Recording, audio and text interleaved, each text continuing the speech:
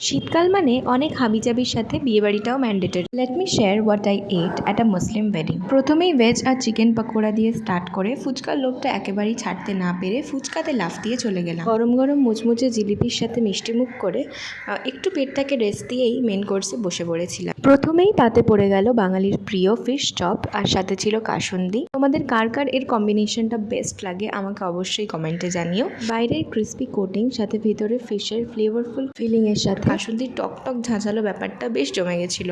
Next পাতে পড়ে গেল গরম গরম বেবি নান, সাথে কড়াইশুঁটি বা মটরশুঁটির একটা তরকারি, যেটা খেতে খুবই ফ্লেভারফুল ছিল, কিন্তু নামটা ঠিক আমার জানা নেই।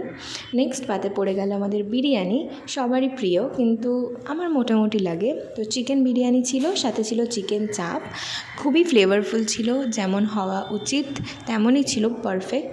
আর আমি বিয়েবাড়ির খাবার নিয়ে কোনো রিভিউ তো একদমই দিতে চাই না, আমার সবই ভালো লেগেছে। তোমরা বিয়েবাড়িতে গিয়ে সব থেকে বেশি কী এনজয় করো অবশ্যই কমেন্টে জানিও। আমি তো পকোড়া 2 প্লেট খেয়েছি। তারপর নেক্সট পাতে পড়ে গিয়েছিল চাটনি পাঁপড়, যেটা বাঙালির আর একটা ইমোশন। এবার শীতকাল মানেই নলেন গুড়, তার নলেন গুড়ের রসগোল্লা হাফ হাফ করে আমি আর ভাই খেলাম। নেক্সট এই ঠান্ডাতে আমি আইসক্রিম খেতে খেতে বাড়ি ফিরেছি। ভাবা যায় না, দুটো খাইনি, একটাই খেয়েছি, এটা আমি খেতে খেতে বাড়ি ফিরেছি।